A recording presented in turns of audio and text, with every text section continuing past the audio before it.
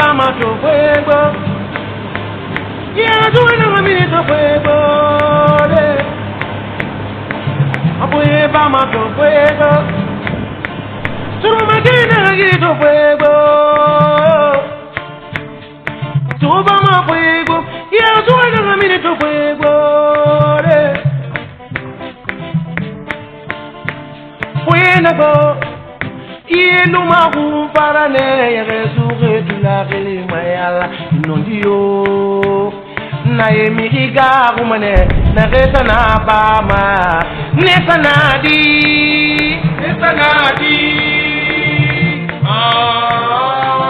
bama gabu andoyo iwaliri minde unya waliri kasane mimogi na salukasa. Ici, dans le débarcadère de Taboria à Koba, le consultant international recruté par la commission sous-régionale des pêches et l'équipe guinéenne du projet Coamer. Avec les pêcheurs artisans, ils font le diagnostic de la ressource de l'ethmalose. Cela pour l'élaboration d'un plan de gestion et d'exploitation durable de cette espèce de poisson appelée en Guinée bonga. L'ethmalose ou bonga est un poisson commun au pays de la côte ouest africaine. Il subit de nos jours une forte pression, non seulement dans la capture, mais aussi dans la destruction de son éco-environnement. La commission a dit qu'on ne peut pas faire des plans d'aménagement dans des bureaux. On va venir avec les pêcheurs, avec les femmes transformatrices, d'autres problèmes réels qu'on peut tenir compte dans le plan. Discuter avec eux tous les problèmes, proposer ensemble des solutions, préparer un projet de plan qu'on reviendra pour le soumettre. Aux femmes et au banc de Fara, et pas fait ça, oui, et ils sont d'actes de propositions. On va demander à l'État de l'officialiser de façon officielle. Donc, on m'a fait un sali. Et là, nous sommes il y a la tête pour la satine n'appellera et femmes et yara fidèles mangasaima, alcool, non, mais ça me fait des problèmes. Pour aller vendre ailleurs, ils ont posé de quoi? Au besoin, nous sommes au Rwanda, il y a des cigares. Akan samati Kindia, akan samati Zerifere, Nyateri, alors Mouta Namakiana.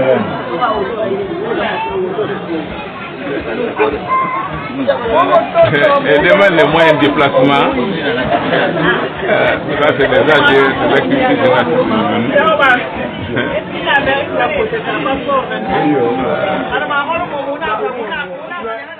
Il y a quelques années, avec des filets de 12 mètres pour la profondeur et un maillage variant entre 25 et 40 mm, comme le recommande le code des pêches, les pêcheurs artisans capturaient l'ethmalose en qualité et en quantité.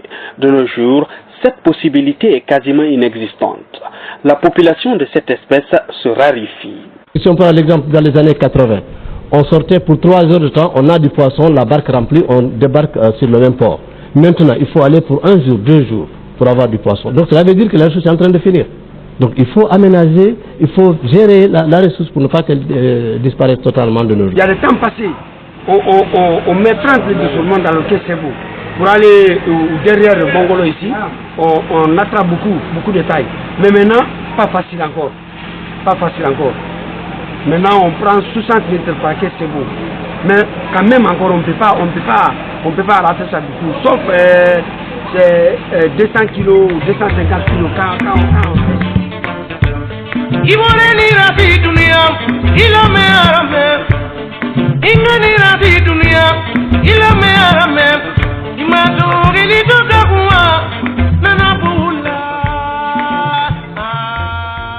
La préservation de la ressource de l'ethmalose préoccupe les spécialistes à cause des pratiques qui freinent sa reproductivité et sa croissance. La destruction des estuaires, la capture des alevins, le rejet des juvéniles morts dans la mer et la présence des chalutiers de pêche dans les espaces réservés à la pêche artisanale sont entre autres réalités mises en cause. Aujourd'hui, les gens utilisent des maillages, comme l'ont si bien dit les pêcheurs artisans dans leur intervention, qui sont réprimés par le code de la pêche. Et le code de la pêche recommande 25 mm pour les petits pélagiques. Et vous imaginez les gens qui utilisent les maillages de 5 à 10 mm, cela ramasse les juvéniles, cela ramasse les alevins, et quand on ramasse les alevins et les juvéniles, vous n'aurez plus de grands poissons. Voilà aujourd'hui un phénomène qui est constaté dans ces États et les gens cherchent, on cherche à améliorer cet état de fait en consignant dans un plan d'aménagement. Bon, il faut reconnaître que selon nos enquêtes, avant il n'existait pas des filets de tel maillage. Ces filets ont été introduits par des étrangers, notamment les sociétés coréennes et les sociétés chinoises qui ont amené ce type de filet. D'où la nécessité de supprimer et d'appliquer strictement la réglementation concernant les maillages, ces maillages. C'est les bateaux là, ils prennent la bonga comme ils sont prennent de tonnage, ils ont tué et ils sont venus, ils ont détruit. Ça fait finir des poissons. Donc vous pouvez bloquer ça. Quand vous débloquez les filets choses là, monnaie filet là, bonga ça fait il peut développer. Donc en même temps, les bateaux là, les bateaux cargo là, dès qu'ils prennent dans les bongas avec petits poissons là, c'est beaucoup. Donc il faut que les bateaux ils laissent le côté de côté de pêche artisanale, sinon ça ne peut pas marcher. Donc ça fait finir les bongas. Si les cargos de pêche respectent les zones réservées à la pêche artisanale, on aura l'ethmalose en qualité et en quantité, surtout dans les zones mangrovières. Mais les pêcheurs artisans ne se respectent pas entre eux, encore moins la réglementation de la pêche artisanale.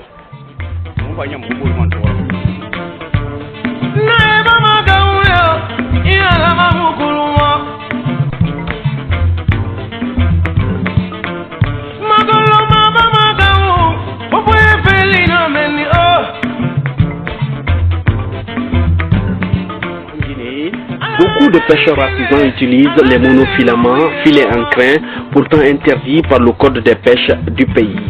Malgré les énormes risques que ces filets représentent pour l'environnement marin, les pêcheurs aussi les estiment inadaptés pour la capture de l'ethmalose en parfait état. Les engins de pêche qu'on est en train d'utiliser pour la pêche de l'ethmalose, c'est des monofilaments. C'est des filets qui ne sont pas bons, qui sont dangereux pour la pêche. Donc si vous voyez ces monofilaments, si vous partez, le filet là est coupé, il reste là-bas pendant 100 ans, ce n'est pas détruit. Donc ça ne fait que pêcher du poisson à chaque fois. Donc si les poissons, des tantes de poissons viennent voir cela, ils s'éloignent. Donc si chez nous on le tue excessivement, si on ne prend pas de dispositions, c'est l'espèce qui sera très rare. Donc si l'espèce là est rare, on n'aura pas à avoir d'autres poissons aussi. Selon les spécialistes, l'ethmalose est l'une des espèces de poissons du littoral les plus fragiles. Elle est aussi parmi les plus consommées. Cependant, les acteurs sont confrontés au problème de conservation du lieu de pêche jusqu'à son écoulement sur le marché.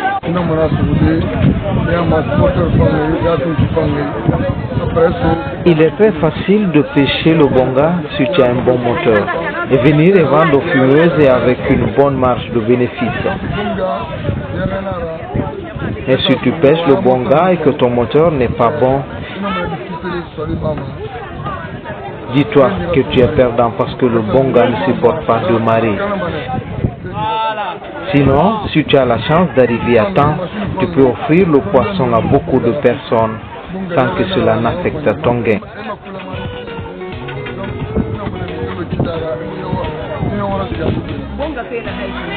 Dans cette affaire de bonga-là, il y a trop de difficultés, mais on n'a pas le choix parce que la survie de nos familles en dépend. Et il faut dire vrai, le bonga aide beaucoup les femmes. Seule avec le bonga, une femme qui évolue dans ce secteur peut subvenir aux besoins de sa famille.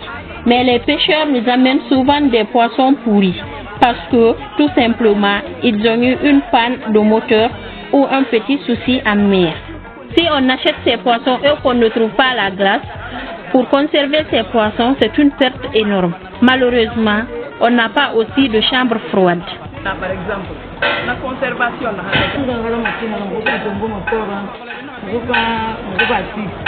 On paye d'abord le bonga au port avec les pêcheurs.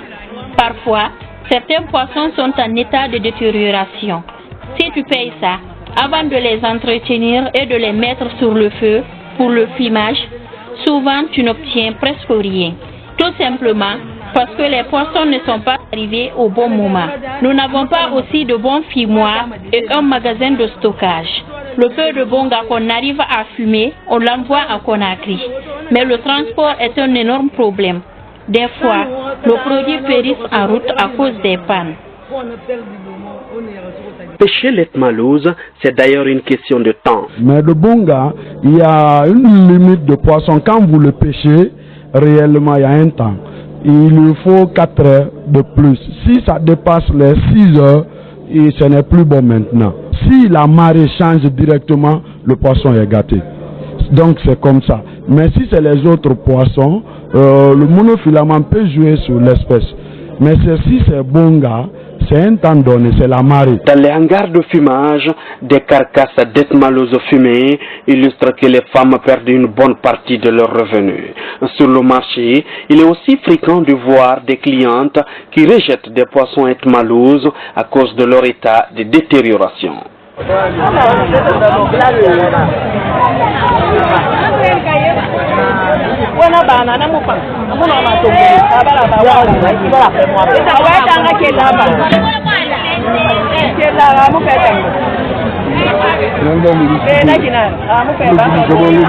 Face à la rareté de la population de l'ethmalose de grande taille, l'éloignement des zones de pêche de cette espèce, notamment, les acteurs de la pêche artisanale proposent le maintien et surtout le prolongement du repos biologique de 2 à 3 mois. Il y a trop de mauvais pêcheurs dans notre pays. Aujourd'hui, parlant de l'ethmalose, certains ne sont même pas des pêcheurs. Quand tu entends la pêche en Guinée, l'ethmalose vient au premier plan. Mais depuis quelques années, les mauvais pêcheurs jouent sur les ressources en utilisant des filets interdits par les autorités. Ce qui veut dire les pêcheurs aussi ont leur part de responsabilité. Sinon, nos arrière-parents ont capturé mais n'ont pas détruit nos ressources.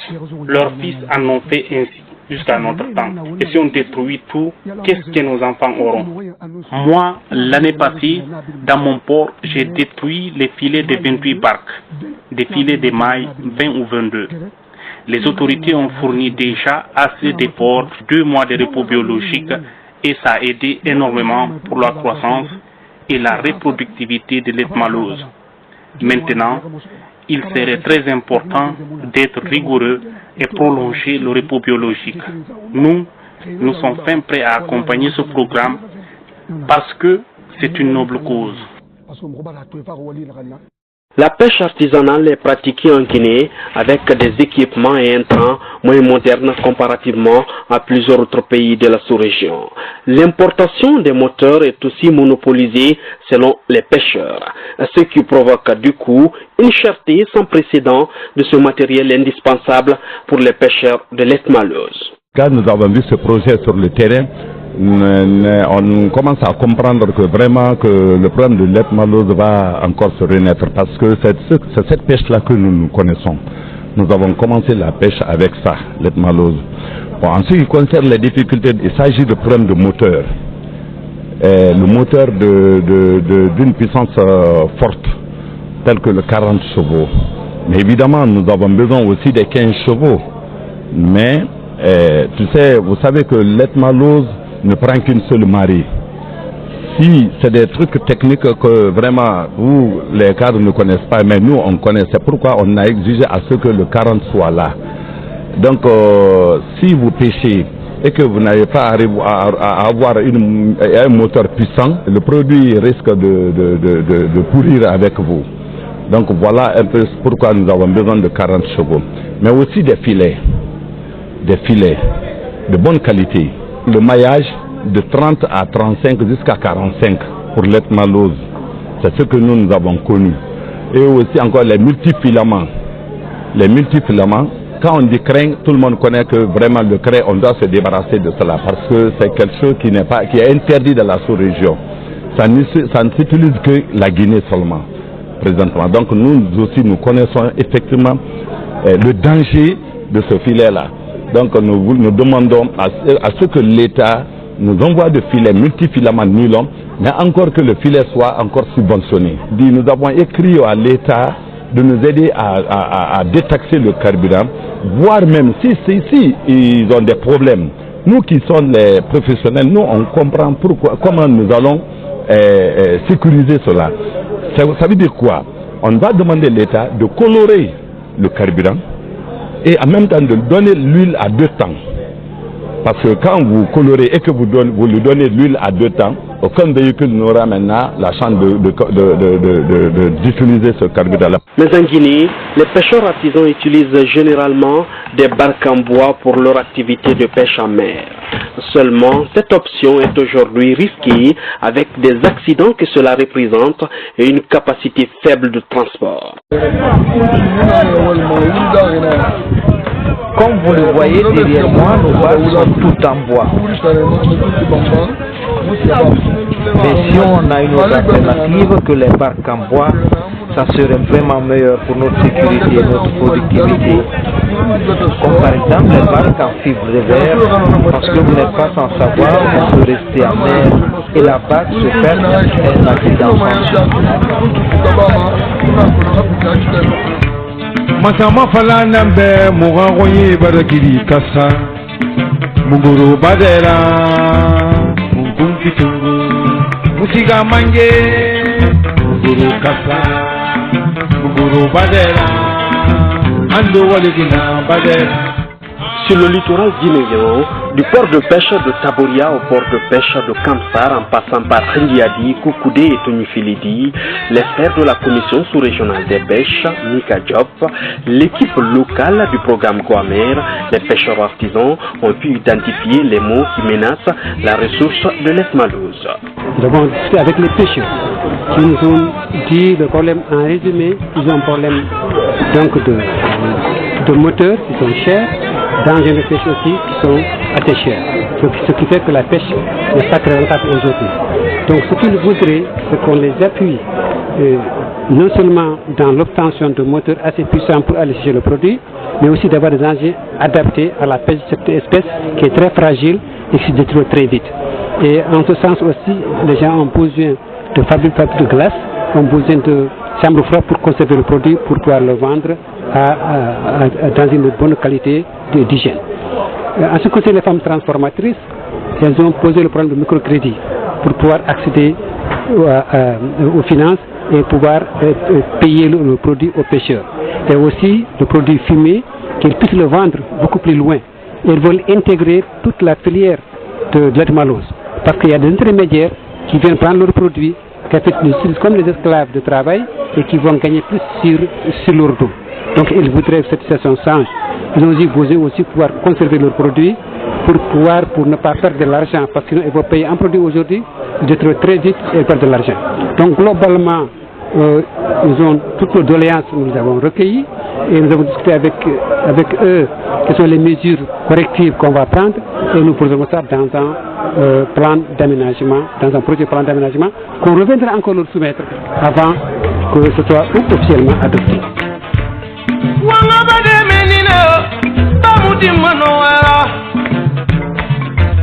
Banorosa Fibadela.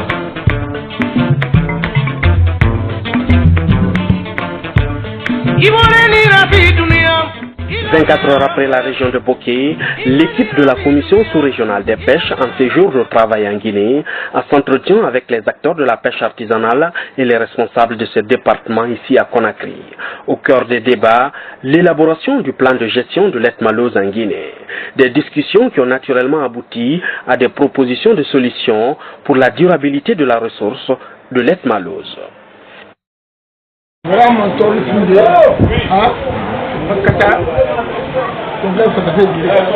La première chose à faire, c'est d'abord lutter contre les monofilaments crins. Ils sont d'ailleurs interdits par le code de pêche de notre pays. Mais bien de pêcheurs ne le savent pas. Et même si on le savait, on n'a pas accès à d'autres filets. Donc l'État doit prendre ses responsabilités en communiquant largement sur les monofilaments et appliquer du coup les dispositions réglementaires en vigueur. On est en train de responsabiliser l'État. Et c'est normal de responsabiliser l'État, mais c'est nous-mêmes acteurs qu'on doit prendre conscience de notre activité de pêche. Si nous ne prenons pas, conscience de notre activité, ça ne serait pas bon. C'est pas bon pour nous. Parce que l'État, les autres, les ministres, les cadres sont dans des bureaux. C'est nous-mêmes acteurs. C'est nous qui partons pêcher. C'est nous qui revenons vendre aux femmes fumeuses et aux marieuses. Nous, on paye un machine 40 à 48 millions dans les Alpha Amadou comme ça, sur les magasins d'Alpha Amadou. Mais tu veux payer ça 38 millions, 39 millions, même merci, il ne peut pas vous dire. Donc c'est difficile. Une machine, 38 millions, 39 millions, c'est difficile. Filet, c'est une seule vie qui amène ici les filets. Donc ça nous gêne. C'est qu'il n'y a pas quelqu'un qui amène, mais s'il y a 2, 3 personnes qui amènent, hein, tu peux voir, si l'autre sert, tu peux aller plus loin. Mais si c'est une seule personne, prix qu'il voulait, c'est ça qu'il paye. Est-il possible d'élaborer un plan de gestion commun de l'ethmalose appelé en Guinée Bonga et l'appliquer dans les pays de l'écorégion Warmer? L'espoir est permis, et bien permis d'ailleurs. En tout cas, c'est l'avis de nombreux pêcheurs. Oui, c'est bien possible, parce que tout ce qui est bien organisé peut profiter aux communautés. Si les autorités décident d'exploiter rationnellement le Bonga, ça peut se faire. Si on n'a que des petits filets sur le marché, c'est ce qu'on paye. Et si c'est les gros aussi, on paye. Si l'État envoie des filets, c'est la meilleure des choses. Il est bien possible d'élaborer le plan d'aménagement de l'ethmalose pour sa conservation, pour les générations à venir, pourvu que nous ayons toutes les informations liées à son existence, à sa reproduction, à l'exploitation, parce que cette ressource est, en Guinée par exemple, c'est la ressource la plus pêchée en Guinée. Donc il faut forcément que nous parvenions à élaborer un plan d'aménagement pour pérenniser cette ressource dans nos eaux. L'ensemble du littoral guinéen a été couvert par ces différents ateliers afin de pouvoir harmoniser le plan de l'aménagement de l'ethmalose dans notre pays. Et mieux, le projet Groamer, c'est un projet sous-régional qui est en train d'aider les acteurs à la base. Si on ne fait pas cela, les pêcheurs à la base, ils auront du mal à avoir du poisson. Et nous, les consommateurs, on aura des problèmes sur le marché. Parce que c'est le poisson le plus consommé au niveau national. On le consomme frais, on le consomme fumé léger, on le consomme fumé sec. Il est même exporté de notre pays. Donc il faut tout faire pour assurer la gestion rationnelle de cette ressource.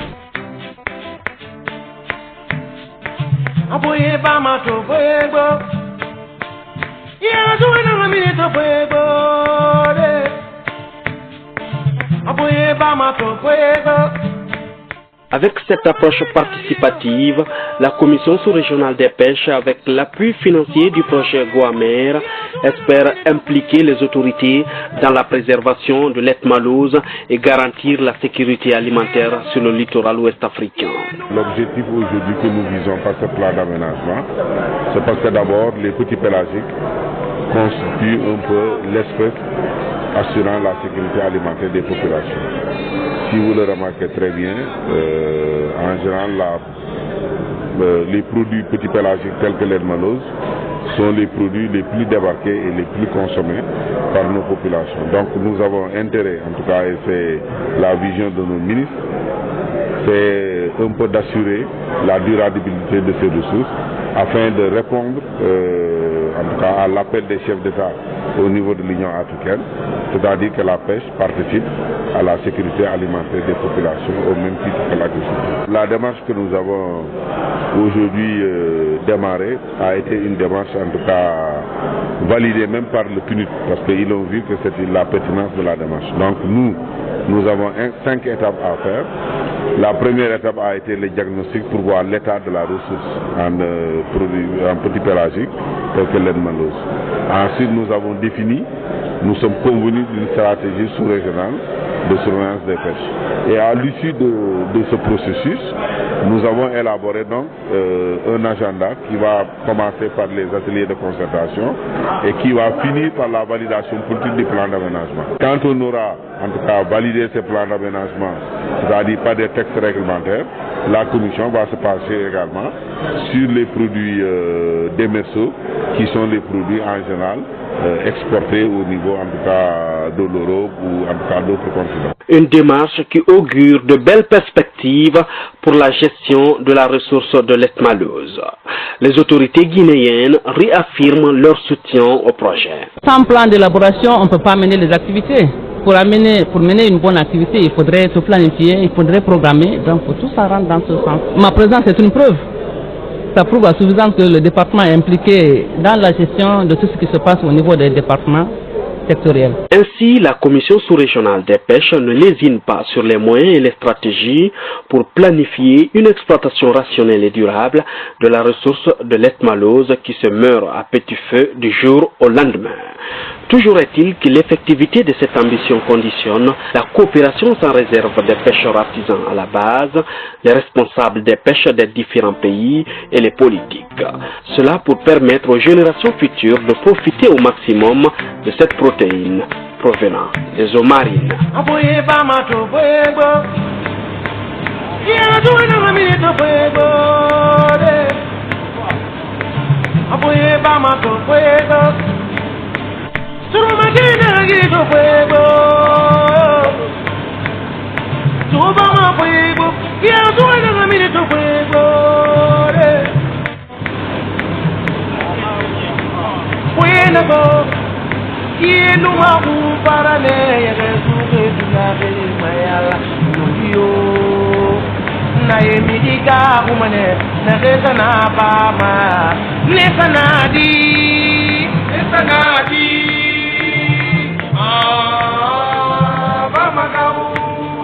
Andoyo, you waliri minde, unya, waliri kasane, mimogi na sangu kasa.